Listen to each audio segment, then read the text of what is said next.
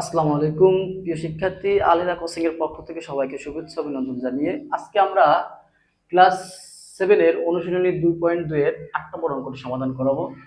দেখো, এই অঙ্কে বলা হয়েছে 25 মিটার কাপড় যে মূল্যে ক্রয় করে। এখানে বলা হয়েছে যে 25 মিটার কাপড় যে মূল্যে ক্রয় করে। আসলে কোন মূল্যে করে এটা কিন্তু আমাদের বলে দেওয়া হয়নি। বলেছে যে মূল্যে ক্রয় করে সেই মূল্যে আবার সেই একই মূল্যে কি করে আবার 20 মিটার কাপড় বিক্রয় করলে শতকরা কত লাভ বা ক্ষতি হবে। এখন যেহেতু এখানে আমাদের মূল্য বইলে দিনই, ক্রয় মূল্যটি আমাদের দরকার, কারণ আমরা জানি লাভ বা ক্ষতি বের করতে গেলে অবশ্যই আমাদের ক্রয় মূল্য দরকার, কারণ লাভ বা ক্ষতি ক্রয় মূল্যের উপরেই নির্ণয় করা হয়। তো এখানে আমাদের দেখো বলে দিচ্ছে যে 25 মিটার কাপড় যে মূল্যে ক্রয় করে। এই দুষ্টমি করো না, সবাই দেখো, যে মূল্যে ক্রয় করে। তো এখানে যে মূল্যে ক্রয় করে আমাদের বলে দেয় না, অতএব আমরা এই অঙ্কটি সমাধান করতে পারি যে আমরা লিখতে পারি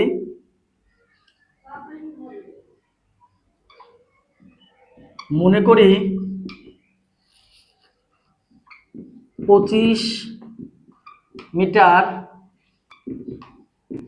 কাপড়ের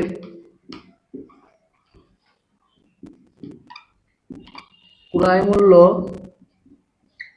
100 টাকা। আমি আগের ক্লাসে বলেছিলাম যে আমরা ক্রয় মূল্য সবসময় 100 টাকা ধরে নিতে পারি। আমরা ক্রয় মূল্য সবসময় 100 টাকা ধরে নিতে পারি। তা আমরা লিখলাম যে 25 মিটার কাপড়ের ক্রয় মূল্য 100 টাকা মনে করি। অতএব 1 মিটার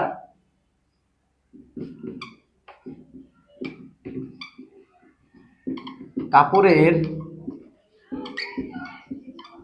ক্রয় মূল্য 100 ভাগ 25 টাকা সমান সমান 4 টাকা।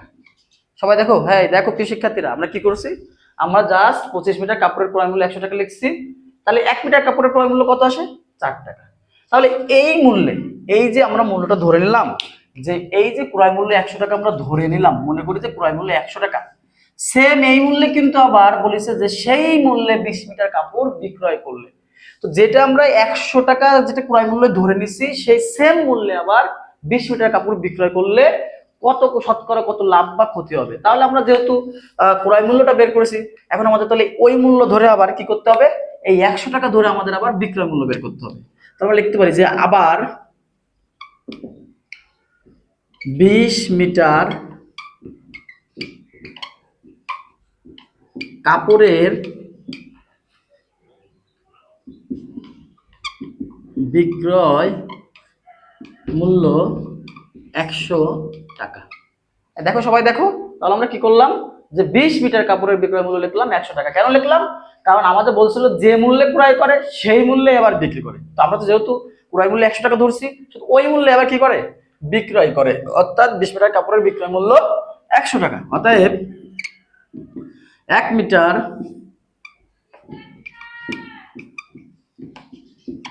কাপড়ের বিক্রয় মূল্য 100 ভাগ 5, সরি 100 ভাগ 20, অর্থাৎ 5 টাকা।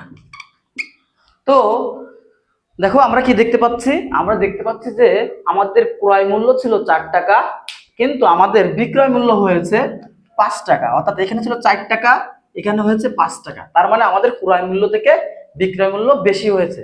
অতএব আমরা বলতে পারি যে আমাদের লাভ হয়েছে। আমরা কি বলতে পারি, যে আমাদের লাভ হয়েছে। অতএব লাভ সমান সমান 5 বিয়োগ 4 টাকা, অর্থাৎ আমাদের 1 টাকা লাভ হয়েছে। প্রিয় শিক্ষার্থী সবাই দেখো, একটু খেয়াল করো, আমাদের কয় টাকা লাভ হয়েছে? 1 টাকা লাভ হয়েছে।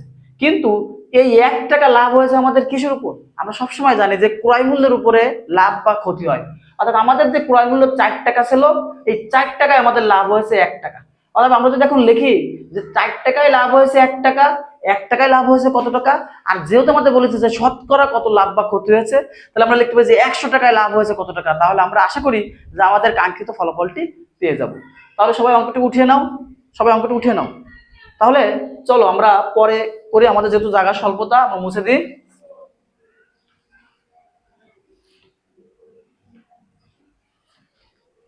তো আমরা কি লিখতে পারি, যে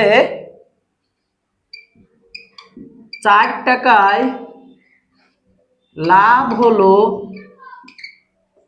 1 টাকা। অতএব 1 টাকায়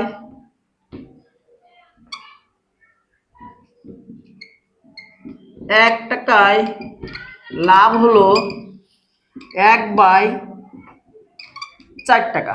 অর্থাৎ যেহেতু আমাদের দেখো শিক্ষার্থীরা দেখো একটু খেয়াল করো বোর্ডের দিকে খেয়াল করো, যেহেতু আমাদের বলেছে শতকরা, তাহলে আমরা কি করব যে 100 টাকায় লাভ হলো 1 গুণ 100/4, 4 25 100। অতএব আমাদের কয় টাকা লাভ হয়েছে শতকরা 25 টাকা।